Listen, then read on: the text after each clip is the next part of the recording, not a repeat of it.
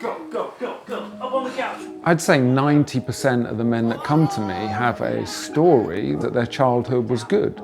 Can you do your name? The challenge is that positive spin, it's also the kind of block and the armor to us exploring the reality of what we're experiencing. I'd say for the most part, I was a good dad. But putting my kids to bed 4 nights a week by myself, that's where I struggled. I'd start to have like these feelings of being very overwhelmed. And I started to just drink a lot more, and I was angry. Life before I did this work felt out of my control. Things felt unfair. It was hectic, it was really hectic. As a new dad, it felt like the world is moving on without me. I felt a lot of sadness, a lot of anger. I honestly wasn't handling it.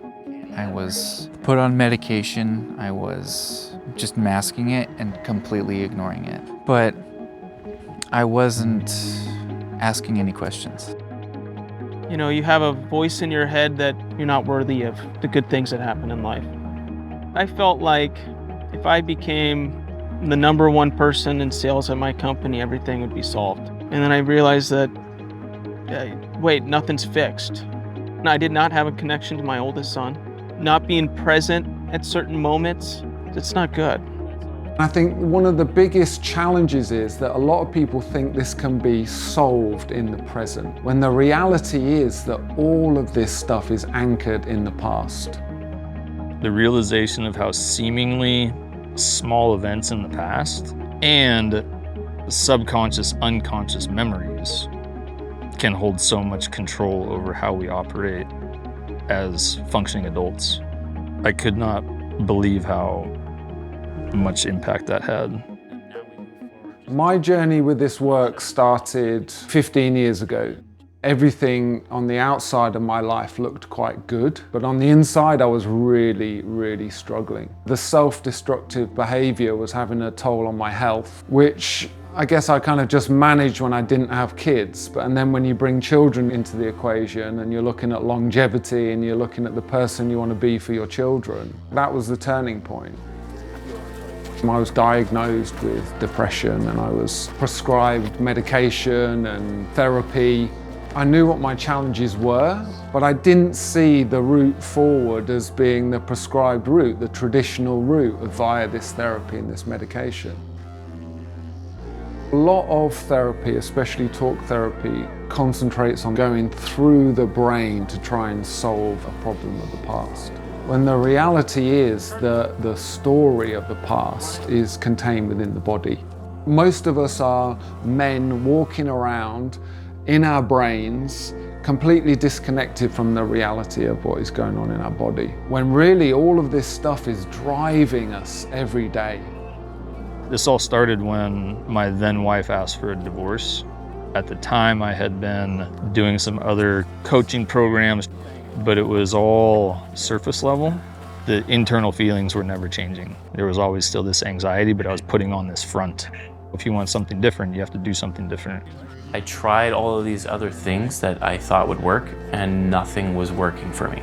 I tried working out more, I tried working out less, I tried doing more yoga, I tried doing breath work, I tried this therapist, I tried that therapist, but nothing would last more than like a week.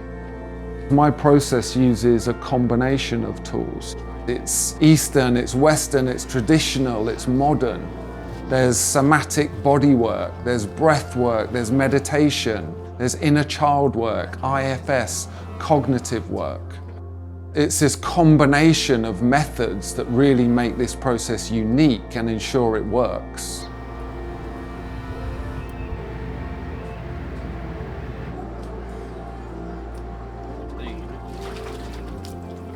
The process is different because you get to know yourself. You know all your own little tricks and you know all your own little games that you play with yourself. You feel in your body first when things are starting to happen. I feel some sort of emotion inside of me swelling up, and I can go internally and I can find my inner child, and he's there and he's crying or he's mad, and I can sit there and just be there for him. The hardest part for me was understanding the labels I found necessary to survive. I was a college dropout. I had ADD as a kid. I'm a middle child. These things that help me rationalize my behavior And it was dissolving those labels that really left me scared. Like feeling that, like if I'm not this person who's overcome these things, what am I?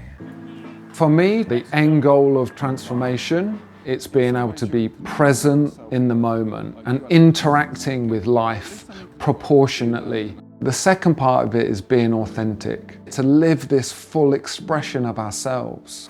You've got to understand that the emotion that you're feeling is not linked to the moment, and it's very easy to link it in the moment. This doesn't have to go on forever. You learn a tool, you learn a process, you offload your baggage, and then you have a tool which you own. Every day, like, I'm able to see and feel progress. It's like, oh, that thing that happened yesterday, that doesn't bother me today. I feel and act towards myself better than I ever have in my 41 years. There's room for anything you want to throw at me today. And it feels easy, it feels light. I learned that there's a different way to live. You gotta live life. You gotta be aware of the important things.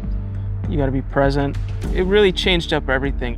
Everything that you're experiencing in your outer reality now is a reflection of your inner reality. If you want to change the way you feel or create external change in your life, the work starts within you. I've been working one-on-one with men for about 10 years. Enough men have been through the process, transformed their lives, and actually decided that they want to support men on the same journey. And that's where the Lighthouse Project was born. The Lighthouse Project is a community of men that's going to help people go from feeling lost to living a very grounded, mindful, and present life. We have all gone on this path, and we're going to help people go through their own rite of passage. We all know and are humble enough to recognize and admit that we have issues, but we're also actively, communally trying to improve and get better. You can be happy, you can treat yourself better, and you can release that emotion. I held on to them for too long. And this process has taught me to release it and let go of it, and that there's a reason I was feeling a certain way, and that it's okay, and you'll get through it. It's very easy to get to a deep and meaningful conversation with those who've shared this experience with you. And that deep and meaningful conversation doesn't have to be tough or difficult or painful, but it is great to share a level of depth that, especially in our current society, we don't necessarily operate in. We're an online community that's housed on the school platform. Within the community, we've got all the information, all the tools, and all the support you need to create long-term change in your life. It's the men's responsibility to learn and master this process.